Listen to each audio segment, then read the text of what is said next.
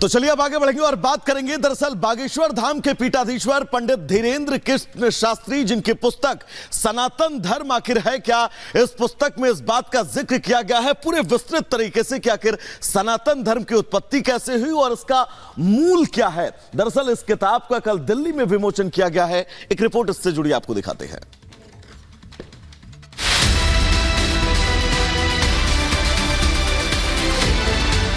अमृत काल 25 वर्ष का है जो आने वाले 1000 वर्ष के लिए भारत का आधार बनाएगा, यानी युवा पीढ़ी। राम विजय नहीं विनय है, राम आग नहीं, राम ऊर्जा है और राम विवाद नहीं समाधान है। बाकी और मथुरा बस दे भाईचारा का।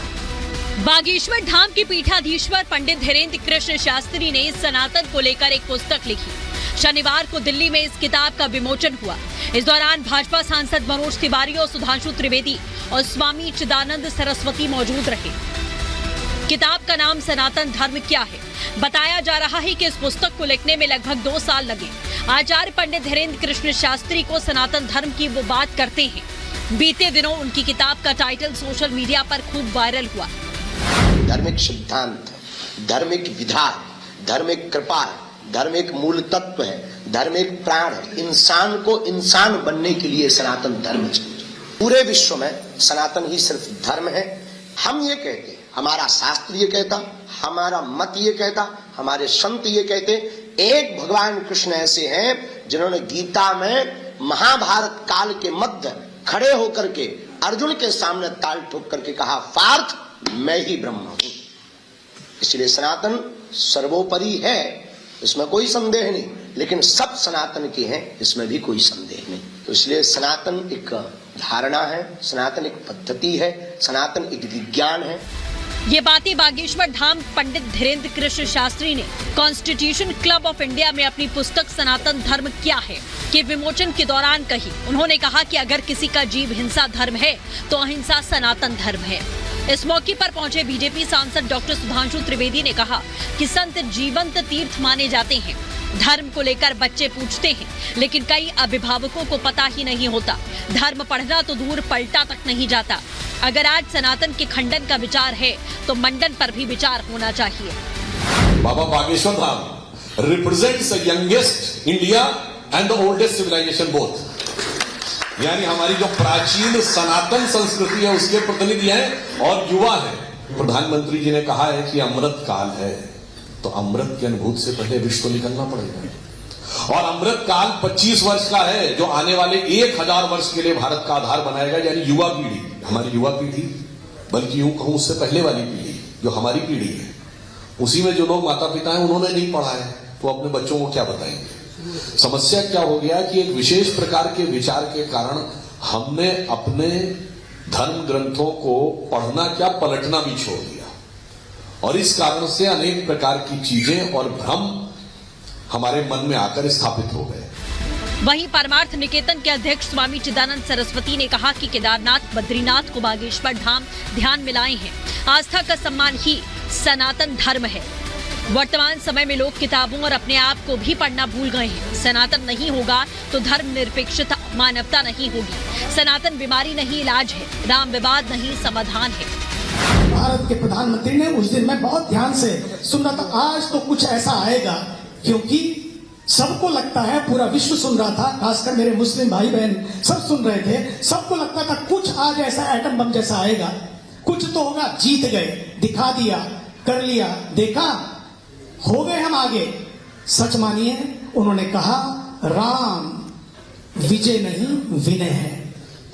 जीतने वालों को भी बता दिया कि जीतकर कोई जुलूस नहीं निकालने हैं, जीतकर कोई बाजार खड़ा नहीं करना है। राम विजय नहीं विनय है, राम आग नहीं, राम ऊर्जा है और राम विवाद नहीं समाधान है। अगर कोई समझ सके, इन तीनों में ही उन्होंने दे दिया सनातन का संदेश।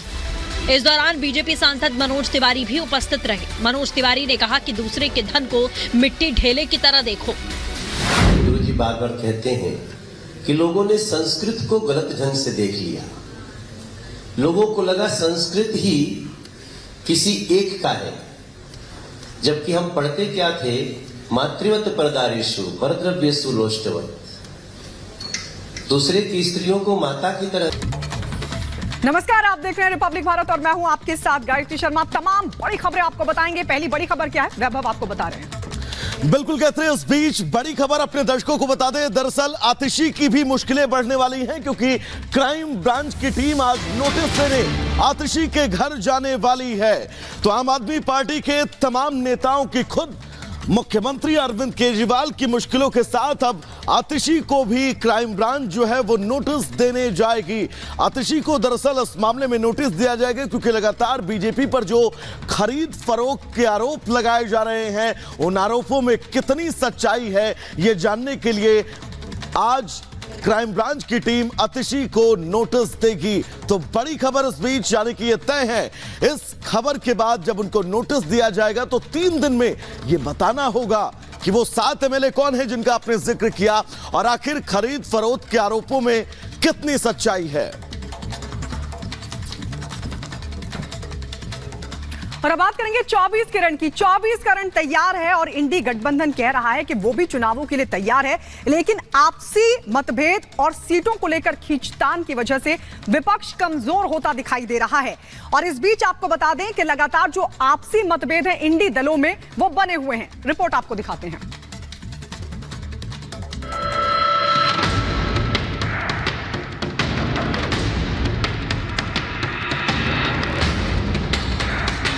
2024 का चुनावी रण, कैसे बनेगा समीकरण? मोदी तैयार, विपक्ष में क्यों हाहाकार? 24 का रण तैयार, सियासी तकरार, आपसी मतभेद है, फिर भी एक साथ मंच पर आने को बेताब हैं। ये हाल है महागठबंधन यानी इंडी गठबंधन का। इंडी गठबंधन में हर नेता, हर पार्टी अपने अपने दावे कर रही है, अपने अपने समीकरण बना रही है, क्योंकि विपक्ष का लक्ष्य है मोदी को हटाना, लेकिन ये इतना आसान नहीं। एक तरफ बीजेपी लगातार अलग अलग राज्यों में चुनाव प्रचार प्रसार कर रही है और देश के हर वर्ग और हर शख्स को साधने में जुटी है, तो वहीं गठबंधन अपनी आपसी मतभेद और मनभेद से ही बाहर नहीं निकल पा रही। राहुल गांधी कांग्रेस को जिताने के लिए न्याय यात्रा को लेकर चल रहे हैं, लेकिन हर राज्य में कांग्रेस को विरोध का सामना करना पड़ रहा है। इस बार कांग्रेस नेता राहुल गांधी को झारखंड में विरोध का सामना करना पड़ा, जहां यात्रा के दौरान राहुल गांधी के सामने मोदी मोदी के नारे लगने लगे। इतना ही नहीं, देखते ही देखते कांग्रेस की यात्रा और राहुल का विरोध होने लगा।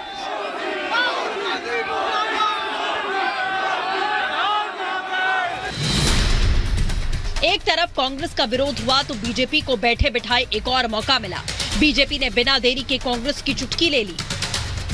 करोड़ों रुपया खर्च करके एक सभा करते हैं और जब वो सभा में झारखंड की जाके बोलने के लिए खड़े होते हैं तो वहां भी मोदी जी के नारे लगने लगते हैं। राहुल जी, अब आपके सामने स्पष्ट है, आप एक नकारे हुए, आप एक रिजेक्टेड पीस हैं। आपको बार बार लॉन्च रीलॉन्च करने की कोशिश तो की जाती है।